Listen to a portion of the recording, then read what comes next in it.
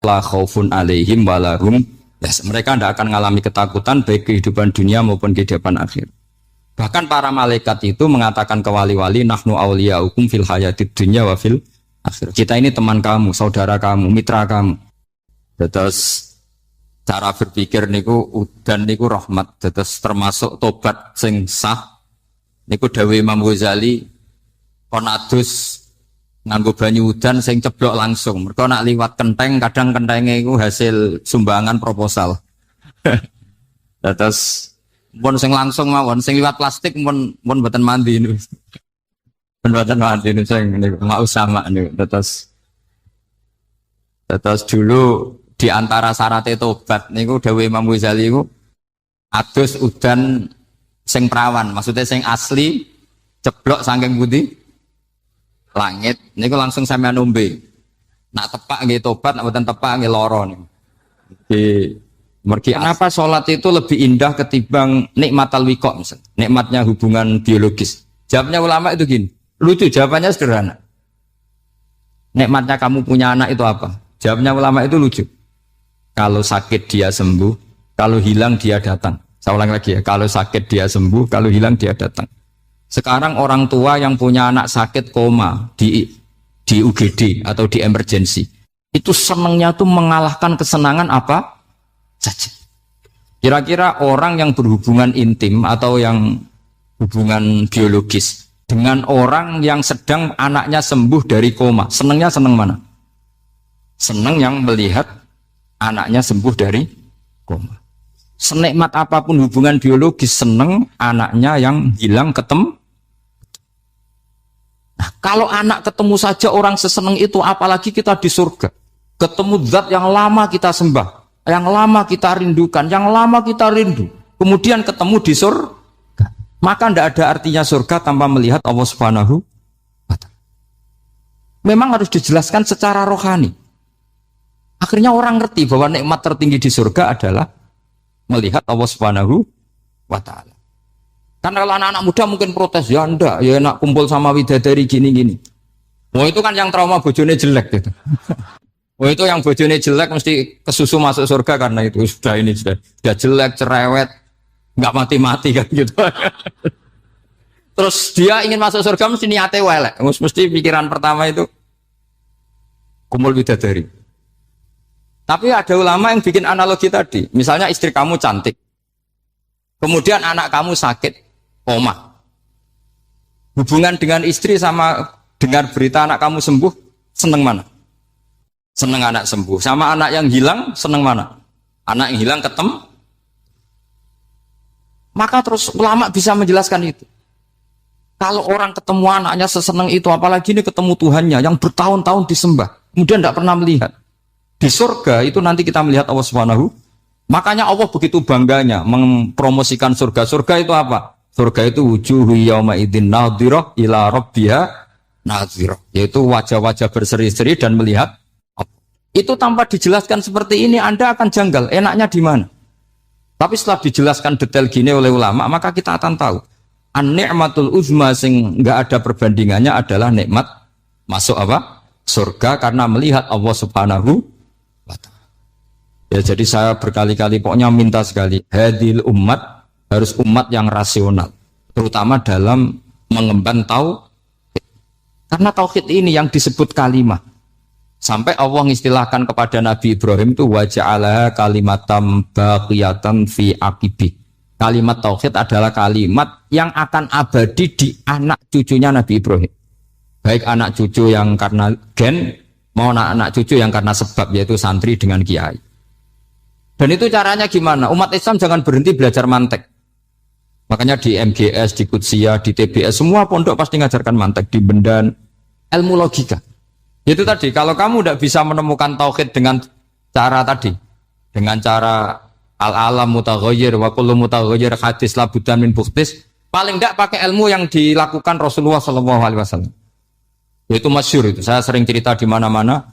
Ada orang namanya Jubair bin Mut'im. Muhammad bin Jubair bin Mut'im. Itu dulu dia kafir. Dia orang pinter sampai dipasrai jadi negosiator untuk mengurus tawanan perang Badar yang ditawan Rasulullah SAW. ketika datang di Medina, delalah pas maghrib.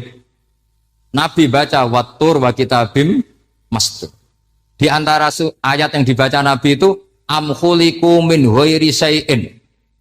Masa manusia sebanyak ini kemudian mereka diciptakan oleh ketiadaan. Min ghairi syai'in itu oleh ketiadaan. Masa alam raya yang wujud ini, alam raya yang punya eksistensi ini kemudian penciptanya adalah ketiadaan. Padahal wal adamu la yakhluqu wa la yu'assiru wa la kadza wa kadza. Tentu sesuatu yang tidak ada itu tidak bisa dikatakan sebagai pencipta. Wong nggak ada, jadi faktor saja nggak mungkin apalagi jadi pencipta. Itu Nabi habis sholat langsung beliau sungkeman, ya Muhammad, saat ini juga saya iman. Karena logika yang dibangun ayat yang kamu baca itu menghabiskan semua logika saya. Intinya logika tauhid itu akan mengalahkan semua teori non tauhid. Itu yang disebut bal naqdhifu bil haqqi 'alal batili fayadmaghuhu fa idza huwa zahid. Kebenaran tauhid itu akan menghancurkan kekuatan apa saja.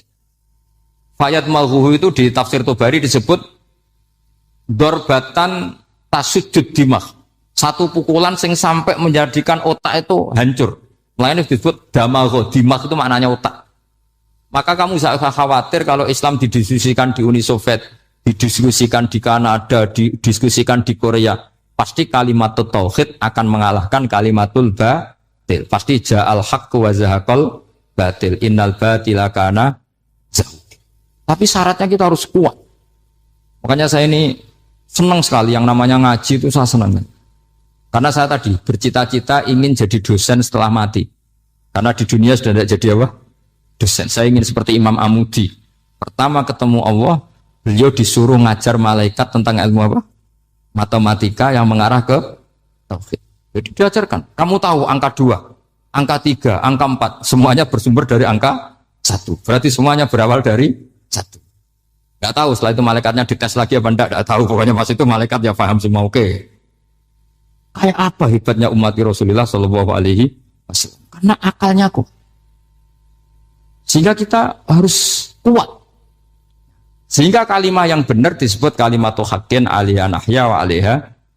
Nah, kalimat yang salah disebut kaburat kalimatan takhruju min afwahim. Kalimat menjadi kalimat karena diucapkan. Tapi tidak menunjuk hakikat. Kayak ini misalnya, ini tutup, ini putih. Terus saya katakan hitam. Berarti saya mengatakan ini hitam sebagai kata-kata karena diucapkan, tapi tidak pernah menjadi hakikat karena hakikatnya ini putih. Itu hebatnya Quran. Makanya Quran kalau gojlek orang kafir itu, gojlek orang kafir itu sebut apa? Kaburas kalimatan takhruju min afwahihim. Tapi untuk kalimat tauhid dikatakan apa?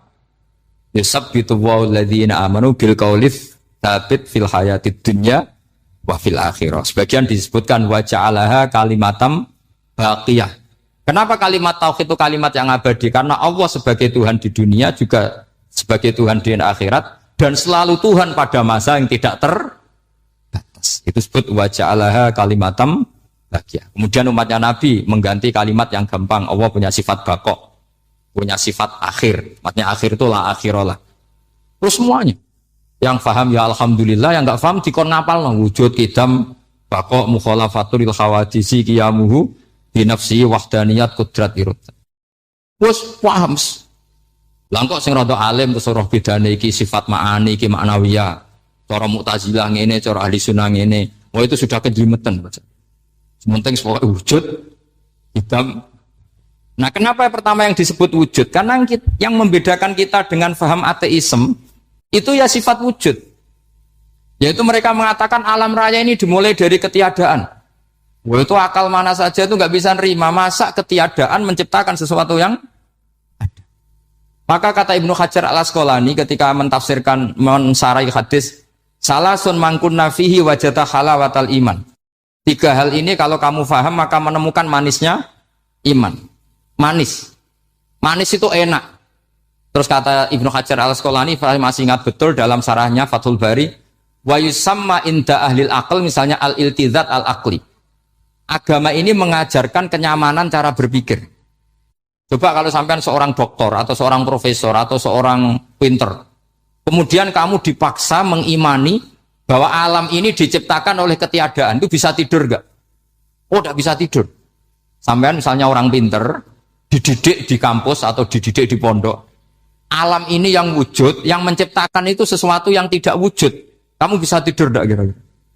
Ini guru apa? Ini sarap ini. Mosok hadil maujudat khalaqahal adam. Sesuatu yang wujud diciptakan ketika. Tapi agama ini membawa sesuatu yang menyenangkan untuk akal. Yaitu hadhil maujudat khalaqaha wajibul wujud. Maujudat yang wujud ini diciptakan super maujud, yaitu oleh bahasa pondok disebut wajibul wujud. Kan terus seneng.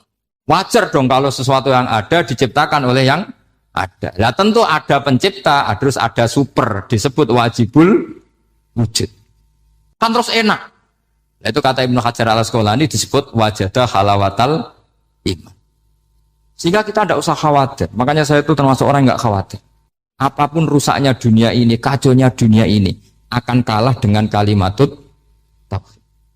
Karena kalimat ini ketemu apa saja pasti menghancurkan. Yaitu disebut bal naqdhifu bil haqqi 'alal batil fayadmaghuhu fa idza huwa zahid. Kalimat hak ini akan menabrak apa saja. Dan yang ditabrak pasti hancur. Makanya sama tidak usah khawatir. Misalnya ada negara ateis di Cina, di Korea. Kita yakin asal yang diteliti itu agama Islam pasti menang. Nah, yang susah kalau yang diteliti orang Islam, itu susah. Karena yang copet kadang-kadang ya umat. Apalagi di negara mayoritas muslim, nanti copetnya, premannya, koruptornya, semuanya beragama Islam. Makanya kita hanya punya pilihan dua itu, umat Islam dan Islam yang kumat itu dok. Kalau tidak umat Islam ya Islam yang kumat. Tapi kalau kalimat tauhid itu kalimat yang aman, tak jamin. Tak jamin 100%. Sehingga saya itu kalau ditanya profesor Pak Bak, kalau suatu saat Indonesia jadi negara yang sangat terbuka, kemudian ada sekolah perbandingan agama, menurut Anda prospek Islam gimana? Saya jawab asal yang dikaji Islamnya bukan orangnya, pasti Islam tetap prospek. Asal yang dikaji apa? Islamnya bukan orangnya. Kalau orangnya ya Masya Allah. Itu tadi kalau tidak umat Islam ya Islam yang terus kalau matur nuwun sangat jenengan hormat teng Raden Asnawi. Beliau sekarang generasi keempat ya, wonten sing generasi ketiga. Nasab kula kepanggih Raden Asnawi teng Asnawi sepuh. Terus Raden Asnawi gadah bah namine Abdullah Husnen, terus Ibu Ayu Sofia niku binti Asnawi sepuh. Kula buyut kula kandung damaran niku Hafsah binti Maksum bin Soleh bin Asnawi sepuh. Kenapa saya cerita zuriyah? Terus satu peradaban. Gini bahasa Indonesia mohon nggih. Sane gaul. Satu peradaban itu yang bisa bangun itu zuriyah. Zuriyah itu komunitas gen. Meskipun nanti komunitas gen itu bisa disadap atau dibajak oleh orang-orang yang tidak gen. Jadi agak ilegal tapi itu sah. Karena sampean bisa misalnya kalah nasab sama saya, misalnya bilang nanti ketemu di Nabi Adam saja Gus gitu. Nanti pasti kita ketemu di siapa? Nabi Adam. Terus kedua, kekalahan nasab itu udah abadi karena nanti setelah jenengan ditanya di kuburan, bapak kamu siapa? Itu disuruh jawab Nabi siapa? Ibrahim.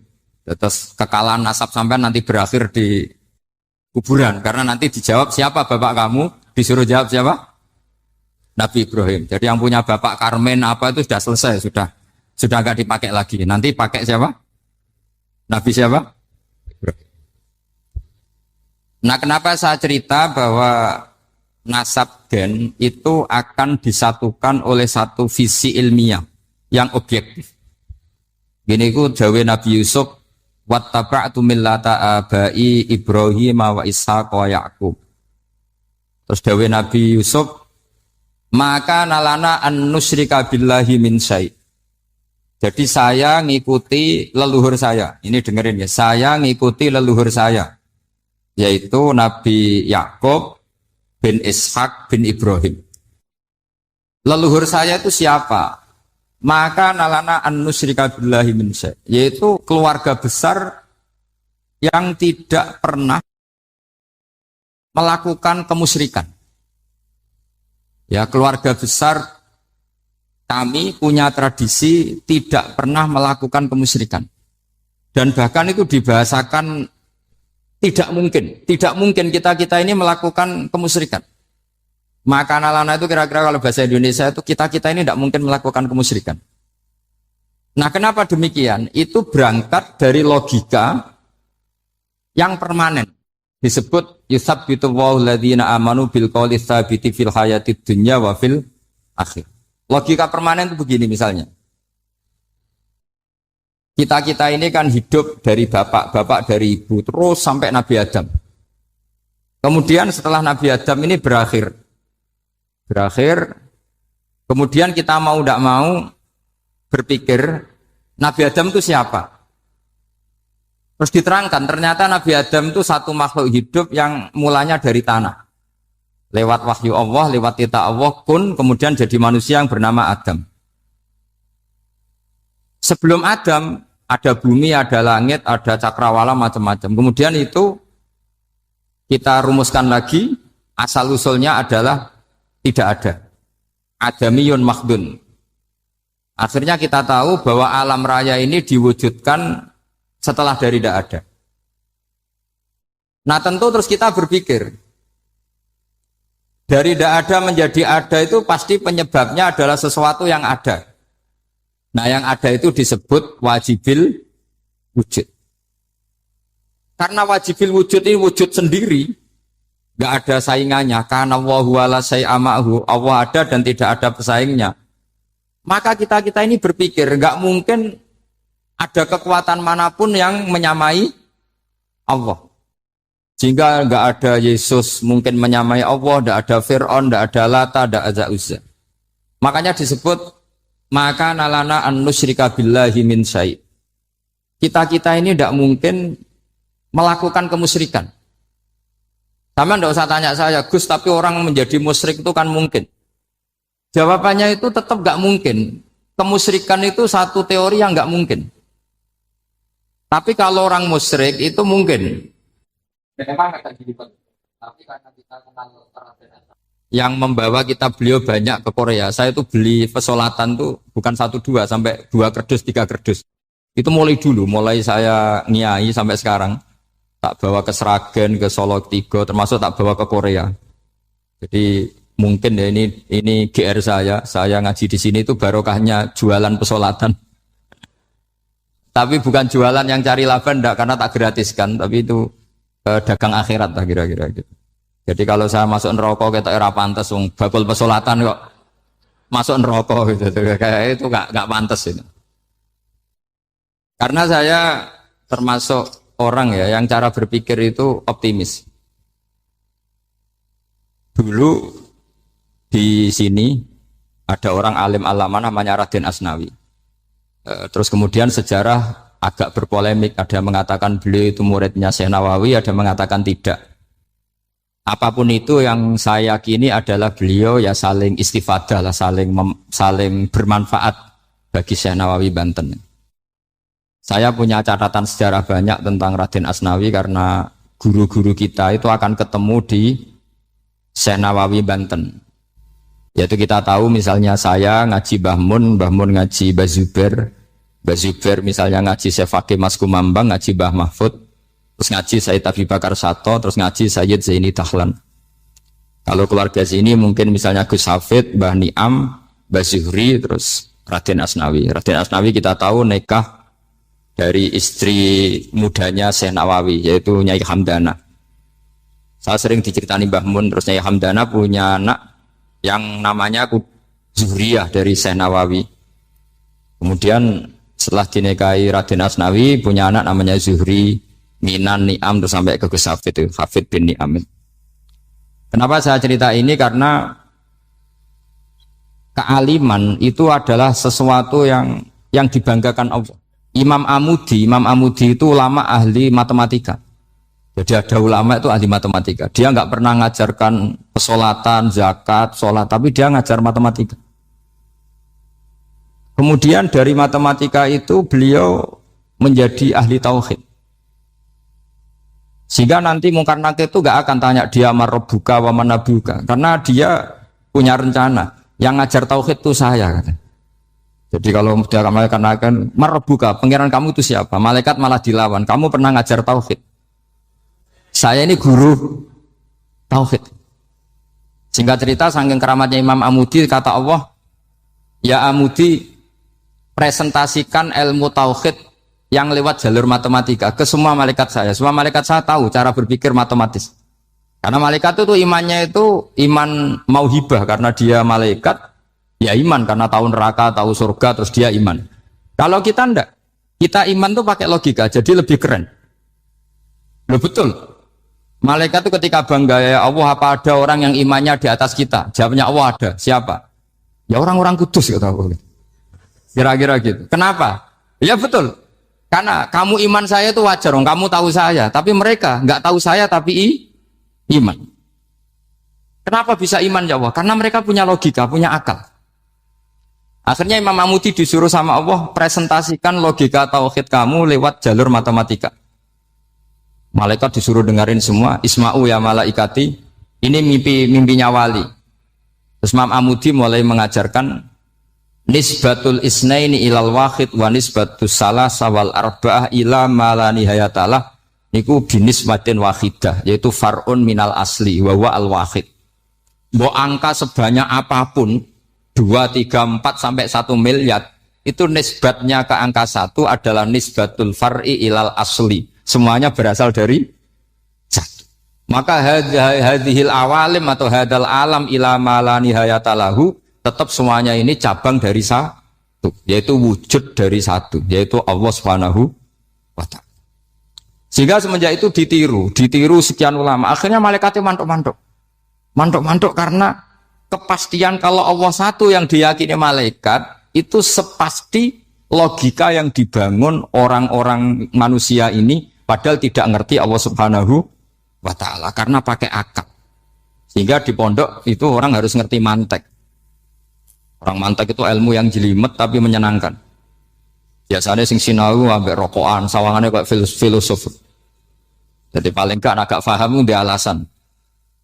Penting nikmati rokok, tapi pikir nikmati pemikirannya, ternyata nikmati rokok. Kayak kemarin saya datang ke resepsinya Gus Agil, saya itu tertawa terus karena dengerin Habib Mutahar. Saya membaca bahayanya rokok. Setelah tahu bahayanya, saya berhenti membaca. Tak pikir itu kan setelah tahu bahayanya saya berhenti merokok. Ternyata enggak. Saya baca bahayanya apa? Merokok. Setelah saya baca, maka saya berhenti membaca. Bukan berhenti merokok. Itu ilmu kelas tinggi seperti itu harus mantap. Pernah beliau ditegur dokter, Beb, kalau rokok terus nanti mati. Tenang saja, saya masih bawa korek. Dikira itu kan orangnya yang mati, ternyata beliau enteng saja. Santai aja dok, saya masih bawa korek. Jadi saya bukan nyarankan santai rokok, tapi orang rokok itu memang punya logikanya sendiri. Kalau Banafek Hajen itu masih pernah bahas saya juga. Karena Banafek juga turunan Mbah Mutamakin. Hak, rokok itu haram tau ora? Nak cara kula darani haram sebudi bah. Lah iya, nak haram ya bener aku. Mulane tak obong, barang haram apike diobong. Jadi saya tuh saya sama orang-orang sepuh itu tidak pernah menang. Jadi apa ya? Mereka itu orang yang sudah lama gimana ya? Mau dikatakan bulat itu ya, tapi memang nggak pernah kalah mereka. Ada satu kiai, masih misananya Mbak Nafek. Ini rokok 2 katanya. Bagi yang nggak ngerokok berarti membiarkan 2 haram masih. Bagi yang merokok berarti mengurangi haram. Kalah lagi ya. Jadi saya tuh pernah dibully 2 mbah saya. Karena 2 mbah saya ini rokok semua. Akhirnya saya sing nom ngalah gitu. Karena saya tidak mungkin bilang sing waras ngalah karena kalah sepuh gitu. Jadi ya sudah, mau tidak mau harus bilang sing nom. Tapi yang penting itu kita mendengar. Jadi ternyata sepinter-pinternya kita itu mesti kalah pinter sama yang sepuh-sepuh itu. Jadi kalau tahu bahayanya rokok lewat membaca ya harus berhenti merokok. Berhenti membaca katanya. Nah malaikat ini cerita lagi malaikat. Saya memang dari awal niat hormat Raden Asnawi karena buyut-buyut beliau itu ketemu di buyut saya. Saya ini turunan Mbak Asnawi sepuh. Terus cuma buyut saya itu nikah Lasem, terus saya keceluk cucunya keluarga Lasem. Sebetulnya saya juga cucu Kudus. Terus alhamdulillah sekarang kembali karena buyut saya menyuruh saya ngajar di Damaran, terus sampai sekarang saya ngajar di Damaran. Jadi buyut saya itu masih lahir di Damaran. Namanya Mbak Hafsah, itu Hamsah binti Maksum bin Soleh bin Asnawi Sepuh. Sama seperti nasab di sini Raden Asnawi, Mbak Abdul Husnan, terus Nyai Ayu Sofiyah, terus Mbak Raden Asnawi. Saya mau cerita, jadi ilmu itu lebih keren kita. Sehingga Rasulullah SAW pernah ngendikan, saya ini rindu sekali li ikhwani, kata Nabi itu ikhwani. Kata sahabat bilang, alasna ikhwanaka ya Rasulullah, bukankah kita ini saudara kamu, saudara engkau ya Rasulullah? Tidak, antum ashabi, kamu itu sahabat saya. Siapa teman-teman kamu itu ya Rasulullah? Yaitu kaumun yang tidak melihat saya, kemudian iman kepada saya. Jadi mereka seperti kita semua di Kudus ini tidak melihat Rasulullah SAW, tapi iman sama Nabi. Dan ketika malaikat yubahi bikum malaika, Allah bangga dengan malaikatnya, membanggakan kita. Sampai malaikat itu sentimen, kok bisa ya Allah? Ya karena tadi, kamu iman sama saya wajar. Karena kamu melihat surga, melihat neraka, melihat aras. Sementara orang Kudus coba ngelihat apa? Paling simpang 5. Apa simpang 7 itu? Tapi imannya nggak kalah dengan malaikat. Kenapa nggak kalah? Karena tadi, kita diajarkan bahwa nisbatul isnaini wassalasah wal arba'ah ila ma la nihayatalaha itu sama-sama nisbatul far'i ilal asli. Tetap yang asli adalah angka 1. Jadi nggak mungkin aslu hadhil asya nggak dari Allah itu. Nggak mungkin, tetap dari zat yang satu. Kemudian tentu ini bukan nisbatul walad ilal walid, anak ke bapak tentu enggak, tapi nisbatul khaliq sama makhluk. Tapi apapun itu pasti satu. Sehingga Imam Amudi akhirnya masuk surga lewat jalur itu. Tidak usah lewat pertanyaan man rabbuka wa man nuka. Kelasnya disuruh ngajar malaikat. Saya punya rencana jadi pengajar malaikat nanti itu kan. Jadi orang-orang Kudus yang dapat barokahnya Raden Asnawi nanti jangan mau kalau ditanya man rabbuka wa man nuka. Kelasnya itu harus apa? Jadi gurunya malaikat. Karena bapak kita Nabi Adam itu keren. Nabi Adam itu adalah orang yang disuruh Allah dipresentasikan, dibanggakan Allah di depan para malaikat. Ketika ada malaikat yang agak hasut, tapi itu tidak malaikat papan atas, malaikat yang kebanyakan. Itu kan agak gak terima Nabi Adam jadi apa? Khalifah. Sampai malaikat ini usul ataj'alu fiha mayusidu fiha wasfikut. Makanya kalau saya protes sama malaikat itu malaikat yang ini, bukan Jibril sama Israel. Kalau protes Israel bahaya, bisa dihabisin. Saya pernah ditanya seorang kiai, Gus, jenengan gojlok malaikat kok berani? Ya karena malaikat yang jenis ini pernah gojlok Nabi siapa? Adam. Enggak percaya kalau Nabi Adam itu layak mimpin, sampai protes ataj'alu fiha mayusidu fiha wasfikut.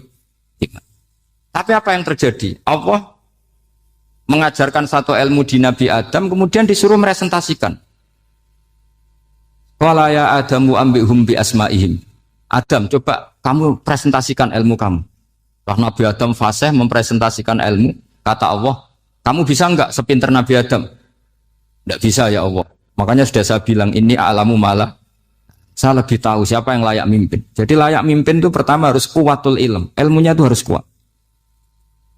Nanti saya akan cerita hubungannya Raden Asnawi dengan Syekh Nawawi. Apa itu hubungan teman, apa murid guru, itu memang masih jadi polemik sampai sekarang. Kalau saya ya keyakinan saling istifadah. Ini bahasa netral, tidak murid guru tapi saling apa? Istifadah. Kata Syekh Nawawi dalam tafsir Munir itu, ilmu itu nomor 1. Sehingga beliau setiap ada ayat fa inna husbawahi humul ghalibun, beliau pasti menafsiri bil hujjah wal barohin la bisaulah. Saya masih ingat betul takbirnya, memang saya hafalkan. Tapi bukan untuk modal pidato, bukan modal sebagai wong alim. Kalau pidato gampang. Pidato itu semua orang bisa. Kalau jadi orang alim itu tidak gampang. Lebih susah lagi wong alim berpidato. Itu kalau nggak pernah mbah saya tidak mau. Karena memang saya terkenal nggak suka pidato. 1 memang nggak bisa. Nomor 2 tidak ingin. Nomor 3 ya rugi. Karena pidato itu nasib-nasiban. Kalau nasib baik kamu tidak paham itu, wah Gus Ba ilmunya tinggi sehingga kita tidak paham itu kalau nasib baik. Kalau nasibnya ada baik, nak ngendikan bulat sama itu tepat-tepatan. Dan Syekh Nawawi itu benar, Raden Asnawi juga benar, semua guru-guru kita benar. Karena agama ini sebetulnya bukan masalah negara, tapi masalah logika yang sehat. Uni Soviet itu pernah mengkooptasi Uzbek. Ceknya, Tajikistan. Itu 100 tahun. Orang dipaksa ateis. Tapi orang-orang Uzbek, saya sering ketemu ulama Uzbek, kadang ketemu di Korea, kadang di Malaysia. Orang-orang Uzbek itu punya basement di bawah tanah. Kemudian di bawah tanah ini mereka ngajarkan tauhid. Ngajarkannya ya gampang. Misalnya, ini sesuatu yang ada. Ya ini. Ini ada penciptanya enggak? Ya ada. Siapa? Tukang katanya. Yang penting itu enggak ada logika bahwa sesuatu yang ada disebabkan oleh ketiadaan. Lah orang komunis, orang ateis itu orang yang mengatakan alam ini didahului oleh nihilisme, oleh adamiyah. Masuk akal enggak sesuatu yang ada, penciptanya sesuatu yang tidak ada. Sehingga orang anak-anak Uni Soviet itu enggak pernah kepikiran membenarkan ateis itu enggak pernah. Bareng Uni Soviet ada itu Glasnost Perestroika itu kemudian hancur, semuanya langsung menjadi negara Islam, termasuk Uzbek, Tajikistan, karena diajari ilmu. Bahwa ilmu itu yang enggak pernah kalah oleh negara. Sehingga saking pedenya Rasulullah SAW ketika Sulhul Hudaybiyah, ini agak jelimet, tapi gampang dicerna. Sulhul Hudaybiyah itu satu perjanjian yang semuanya merugikan Rasulullah. Yaitu kalau orang kafir masuk Islam disuruh kembalikan ke kafir. Karena kafir itu bagi mereka habitat. Islam itu hal yang baru. Tapi kalau orang Islam menjadi kafir, nggak boleh kembali Islam. Berarti kembali ke habitat. Semua perjanjian itu merugikan. Sampai masyhur Sayyidina Umar protes ke Rasulullah. Jenengan masih Nabi. Itu kan ekstrim tanya. Jenengan sampai sekarang masih Nabi. Ya, saya masih Nabi. Kenapa tanya demikian? Karena semua perjanjian merugikan Islam, menguntungkan orang apakah? Semua sahabat sebetulnya persis Sayyidina Umar protes, kecuali Abu Bakar. Lama-lama akhirnya di antara perjanjian itu berbunyi begini. Tapi saya minta satu hal. Orang boleh mendiskusikan Islam tanpa tekanan. Itu saja permintaan Nabi. Orang boleh mendiskusikan Islam secara bebas, tidak tertekan. Karena orang-orang kafir melihat itu hal yang biasa. Ya nggak masalah Muhammad. Akhirnya orang diskusi. Islam itu apa sih? Islam itu orang yang menuhankan Allah. Allah itu siapa? Zat yang menciptakan langit dan bumi. Lama-lama orang kafir berpikir, wah keren. Tuhannya Muhammad bisa bikin langit dan bumi. Nggak kayak Tuhan kita, malah kita yang bikin. Jadi mulai debat itu mulai. Terus ada yang cerita lagi. Saya pernah loh nyembah Lata pas itu dikencingi luwak. Masa ailahun ya bulu ali sa'laban, masa Tuhan kok dikencingi luwak? Yang agak-agak ahli kitab ya diskusi lagi. Wah kayaknya Yesus tidak Tuhan. Masa Tuhan kok kelaparan, lemes, wah repot nanti. Jadi makanya Allah ketika gojlok wa ummuhu siddiqah kana yakulani ta'am. Mal masihu ibnu Maryam illa rasul qad khalas min qablihir Rasul wa ummuhu siddiqah kana yakulanit. Coba paradok enggak misalnya. Kamu didolani Nabi Isa terus ketok lemes. Kenapa? Tuhan, saya agak sakit keroi dulu. Kan enggak kebayang itu. Punya Tuhan yang sakit setelah makan sehat terus. Kan enggak kebayang seperti itu. Ketika Nabi punya konsep Tuhan, Tuhannya Muhammad itu siapa? Yaitu zat yang la awalalah, zat yang pertama. Lalu Tuhan itu siapa? Tuhan itu yang menciptakan langit bumi. Tuhan itu siapa? Yang memulai segalanya. Lama-lama mereka berpikir, wah kalau gitu yang benar itu Islam. Maka kata Imam Zuhri, Syihabuddin Az-Zuhri, famaka nafathun fil islami a'zoma min sulhil Hudaybiyah. Innamaka nasu yatafaduluna fil hadis wal munaza'ah. Semua teks riwayat itu ada kata wal munaza'ah. Orang bebas ngomong dan berdebat. Munaza'ah itu berdebat. Terus akhirnya falam yatakallam ahadun bil islami yaqilu syai'an illa dakhala fihi. Kemudian setelah berdebat dan mereka tahu Islam pasti akhirnya masuk. Dan itu yang sekarang terjadi di dunia. Makanya saya pernah ditanya seorang profesor, Gus, kalau di Jogja ada sekolah perbandingan agama menurut Anda gimana? Asal itu tentang agama enggak apa-apa. Tapi kalau yang dibandingkan umat Islam itu jangan. Karena nanti kalau di Indonesia kira-kira yang copet itu ditanya agamanya juga Islam, yang koruptor juga Islam. Jadi kalau yang dikaji Islamnya enggak apa-apa, tapi orangnya jangan kata saya. Karena yang bulat ya banyak, yang enggak sholat ya banyak. Tapi kalau Islamnya saja, misalnya adu konsep tentang Tuhan. Masyhur kita mungkin banyak yang melihat itu debatnya Stanley Fischer sama Ahmad Didat itu.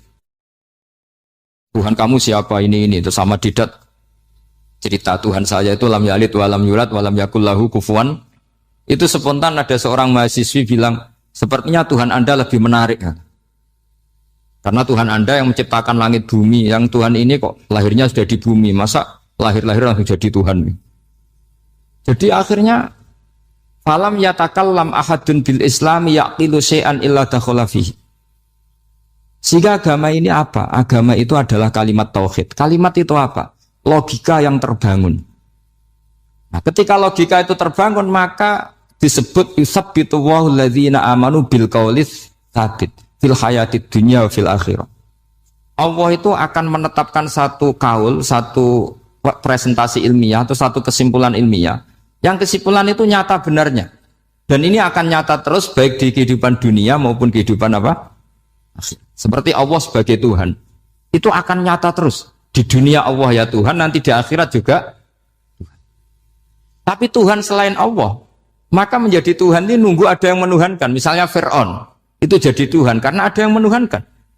Sekali dia mati, dia sudah aset wisata, bukan Tuhan lagi. Makanya gejolokannya orang ulama Arab, kalau ketemu ulama Mesir, kalau gejolokan itu lucu. Orang Arab, ada Abu Jahal, Abu Lahab, penggaweane ngusir Nabi. Gitu. Itu gejolokannya ulama Mesir. Kata ulama Arab, kamu gayanya benci Fir'aun, tapi rizki kamu dari wisata melihat Fir'aun. Itu gejolokan.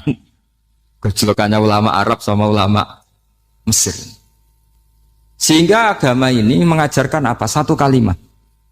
Makanya kamu harus belajar mantek. Dulu Raden Asnawi ya pengajar mantek. Dulu buyut saya di sini Mbah Fauzan, abahnya Mbah Pah itu, mbahnya itu juga pengajar mantek. Karena di antara yang diceritakan Allah itu wa ja'alaha kalimatam baqiyatan fi aqibih. Tugas utama Nabi Ibrahim adalah menjadikan satu logika. Kalimah itu logika. Itu menjadi logika yang abadi. Baqiyah itu abadi.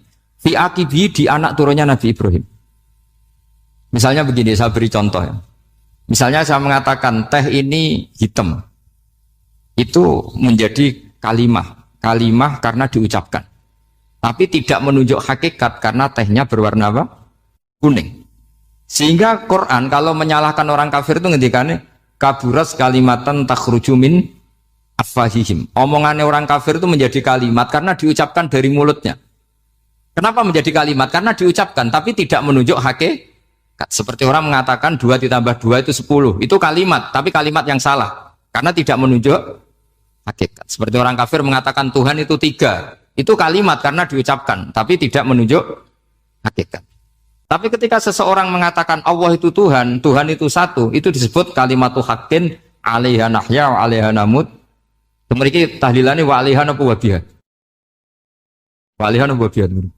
Wa'alaiha ya ada yang tahlilan wabiyah, itu nggak tahu sanatnya dari mana, pokoknya ada yang wa'alaiha, ada yang biha.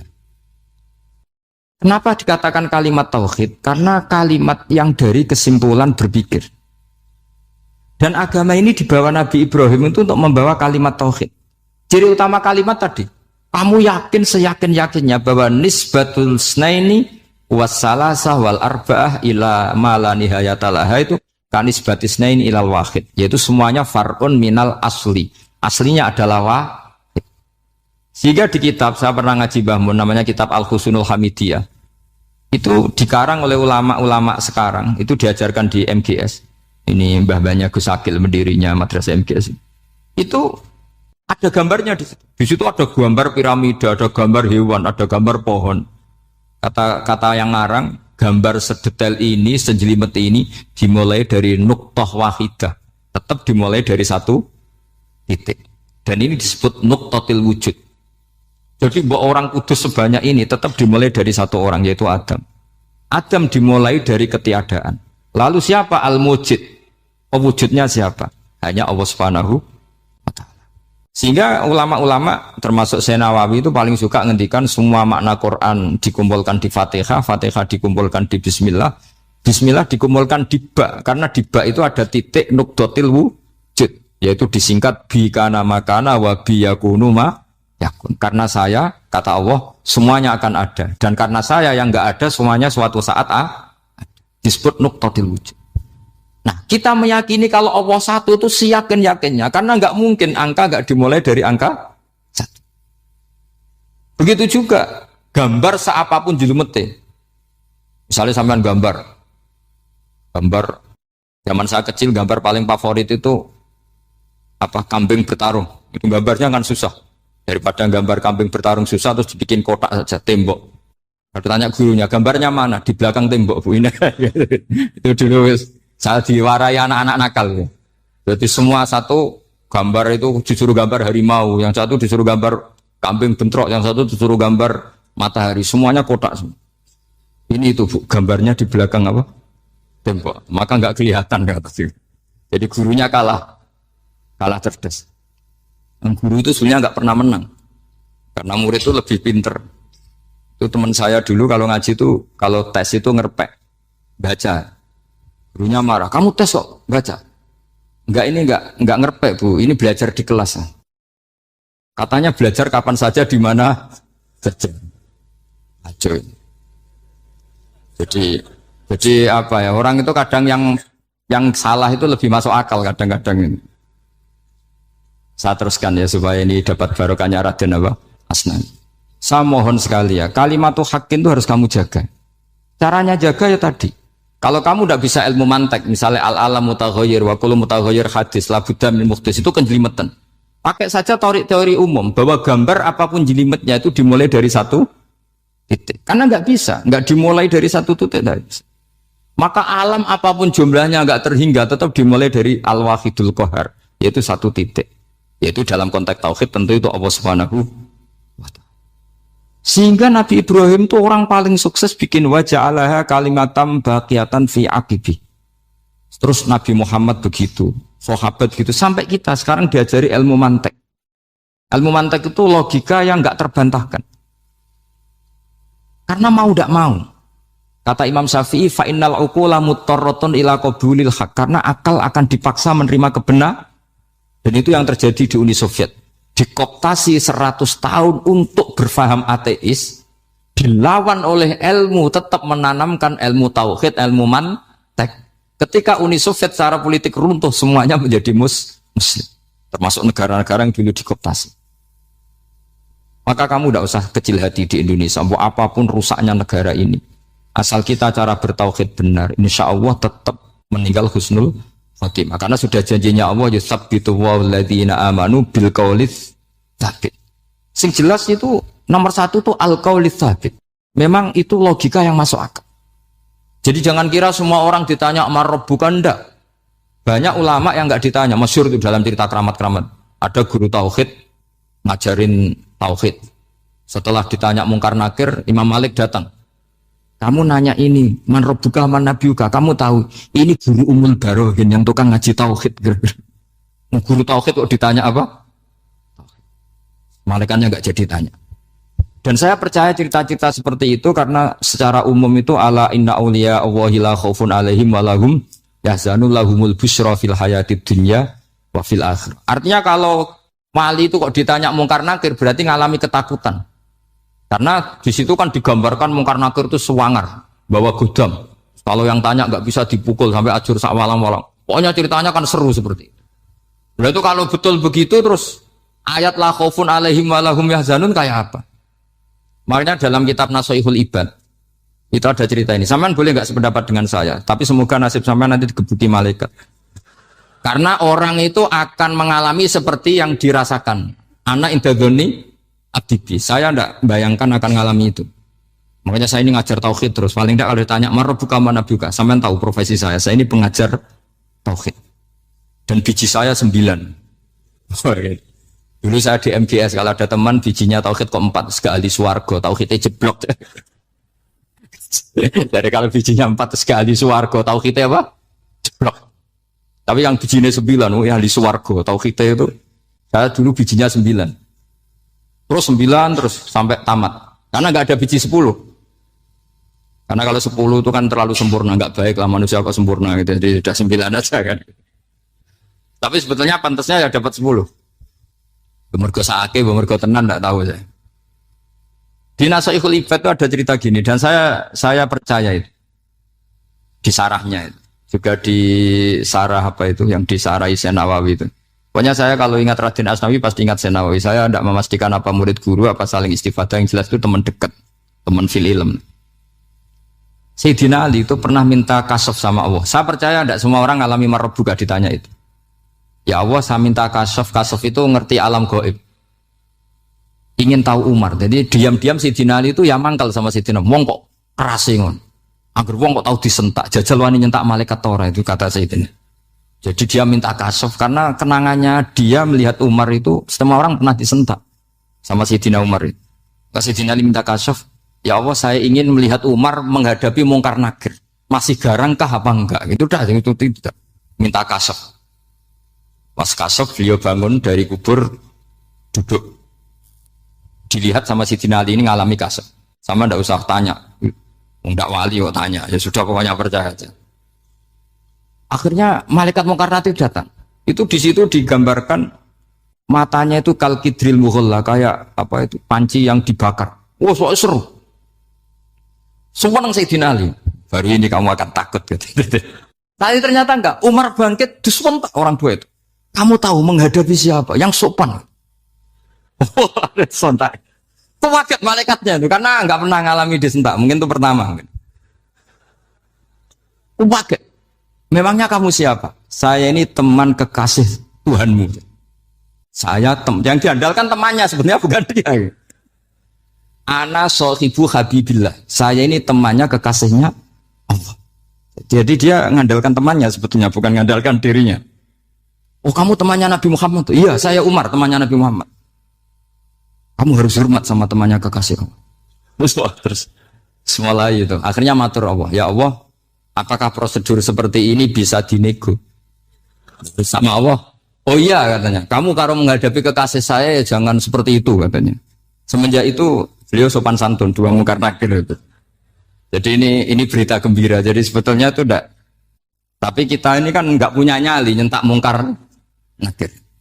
Semoga dengan gelar kita doktor tafsir, doktor tauhid gitu. Atau paling enggak guru kutsiyah tauhid gitu. Atau siswa terbaik dalam materi tauhid. Itu harus kamu bawa status.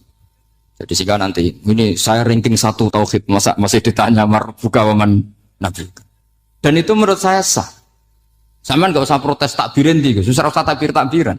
Pokoknya takbirnya adalah wali-wali itu la khaufun alaihim walahum. Yes, mereka tidak akan mengalami ketakutan baik kehidupan dunia maupun kehidupan akhir. Bahkan para malaikat itu mengatakan ke wali-wali nahnu auliyaukum fil hayatid dunya wa fil akhir. Kita ini teman kamu, saudara kamu, mitra kamu. Masa mitra kok nutui itu kan nggak fair. Dan menurut saya paling efektif itu apa? Kamu harus punya rumus tauhid kayak Imam Amudi menemukan Tuhan. Imam Amudi itu menemukan Allah itu lewat ilmu matematika. Dan itu Allah saking senengnya disuruh ngajari para malaikat. Wa ya malaikati isma'u. Kamu harus mendengar, ini orang alim saya. Yang ahli matematika. Tapi justru itu ngerti bahwa asal usul alam itu minal wahidil qahar. Dari zat yang satu. Akhirnya Imam Amudi mulai ngajar tuh. Nisbatus naini wassalah sawal arba'a ila mana nihayatalaha